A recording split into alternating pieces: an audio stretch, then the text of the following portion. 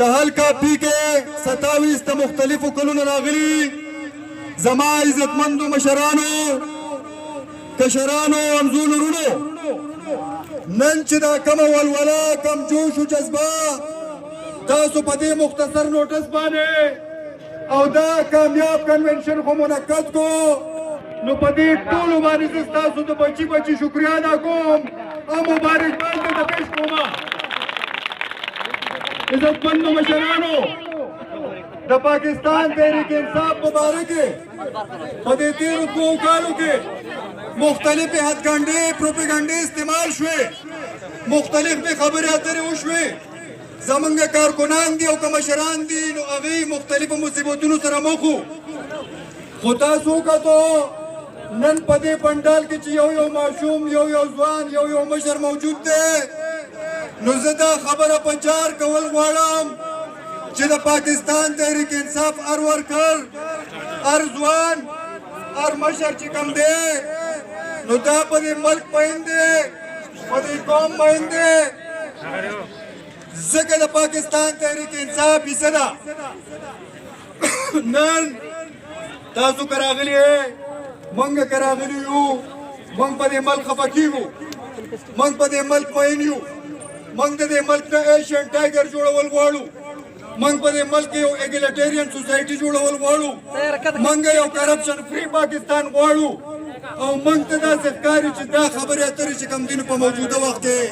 د چیرمین قائد عمران خان نه علاوه بل یو سیاسي لیډر سره نشته نو ځکه موږ د پاکستان تحریک انصاف کارکنان یو او د عمران خان سپایان ځان ګڼو پاکستان تحریک انصاف د دې ملک یو مقبول جماعت دی د خلکو عمران خان باندې اعتماد دی ځکه چې د هغه 50 کالو نه خلک پیژني لومبی د یو کرکټ سټار په حیث باندې بیا د یو سیاسي کارکون او رهنما په حیث باندې او بیا د یو منتخب وزیر اعظم په حیث باندې دلته مرګرو مشرانو خبرې وکړې زه په هغه تفصیل کې تلل نه غواړم خو تاسو شوکت خانم هسپتال ته وګورئ بل طرف ته د سری محل دی او د هغه بل خو ماله نوم هم نه راځي کوم لنډن اپارټمنټ چې چا اخیستی دي عمران خان سوال کړی د پاکستان عوامو له شوکت خان هم جوړ کړی دی اقتدار کې چې راغی نو دوی ته پکې نه دي کتل چې دا پیپلی دی او دا نیشنلی دی صحت انصاف کارډ بدقسمتي وه چې د هغه حکومت ختم شو که نن به کسان کارډ و نن به دلته سټوډنټس کارډ باندې به عمل درآمد کړی خو دا یو ډېره غټه بدقسمتي وه چې هغه ونه شو عزتمندو مشرانو دلته ملګرو په تفصیل سره خبرې وکړې زه د قائد عمران خان شکریا ادا کوم چې موږ او تاسو ته بونیر ته یو غټ عزت په سترګه باندې وکتو او د دې بونیر یو ډېره عزتمنده درنه کورنۍ ده بیرسټر صاحب په ذاتي خود هم یو انتهایي قابل انسان دی په دې ټول پاکستان کې او په دې صوبه کې هغه عزت زموږ د بونیر له راکو نو په طور د بونیر د باشنده دا زمونږ یو فرض جوړېږي چې موږ نه پارټیانې نورې ختمې کوو د ذهن میں پاکستان تحریک انصاف کې شامل دي او که چېرې داسې نه شو کولی نو کم از کم د ووټ د حده پورې چې چا عمران خان دلته څوک نامزد کړو په دې 4 حلقو باندې نو چې د ذهن میں په دې کې پارټیانې ونه کړو ځکه چې موږ یې بونیر ته ډېره په درنه سترګه کتلي دي زمونږ او ستاسو فرض جوړېږي چې ټول پاکستان هغه پرېښود او بونیر کې مشري ورکړه زمونږ او ستاسو یو فرض جوړېږي چې عمران خان سره دغه هغه یو اعتماد وکړو وفا یې وکړه چې موږ ورسره هم وکړو باقي منده دلته ملګرو خبرې وکړې زه دا ویل غواړم پرون د عوامي نیشنل پارټۍ یو مشر و زما په دې ګاډي باندې جنډه لګېدلې وه ما ته وویلو چې وایي تاسو خو جنډې منډې راواغستې نو ما ورته یو متل وکړو ما یې داسې چلو چې لوفر غونده کې سړی و هغه به چېرته په خدای باندې جومات ته تللی هغه ملا صاحب ته تپوس وکړو یې لکه پلاني هغه خو دا نه ایکسپیکټ کوله دا توقع یې نه وه چې دا سړی به هم جومات ته راځي وایي ته په دې جومات کې څه کوې هغه ورته وایي ملا صاحب وایي پته خو به راته الله کې ولګي چې په جنت کې مې وینې هغه مشر ته ما دا ویل دا خو تا جنډه ولیده خو الله کې به تاسو ومنئ چې دا پیکه 27 ته نه والو انشاءالله تعالی تاسو ته یو ځل بیا مشران راغلي په دې کامیاب کنونشن باندې زه مبارکباد پیش کوم د هرې پارټۍ یو سټرکچر یو تنظیمي دلته زمونږ ضلعي صدر دی که جنرال سیکرټري صاحب دی زه خراج تحسین پیش کوم هغوی ته د هغه ټیم ته ټولو مشرانو ته کامران خان دلته ځان وژل دی 4-5 کاله چې هغه کم محنت وکړو زه ورته خراج تحسین پیش کوم کبیر خان کبیر خان کبیر خان کبیر خان نیکسٹ ایم پی اے وزیر اعظم وزیر اعلی زه تاسو ټولو ته دا خبره کول غواړم چې تاسو کتو د پاکستان تحریک انصاف دشمنان ډیر دي څه ښکاره دشمنان دي څه پټ دشمنان دي زمونږ مسله یوازې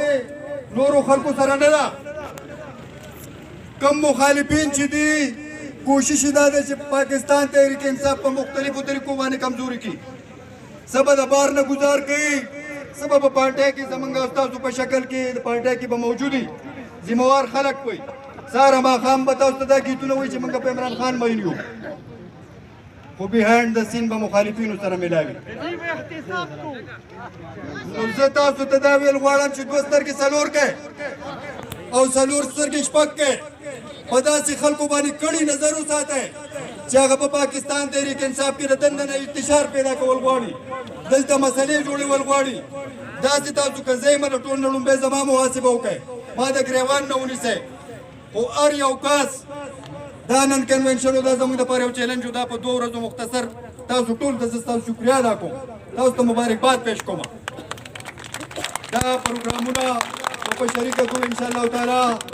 د پاکستان تحریک انصاف هر ورکر چې دی هر رهنما چې دی ګوره که دلته دا یو سیستم وی چې نسل در نسل یو شی را روان وی د دې نورو پارټو په شان دی د مخکې نه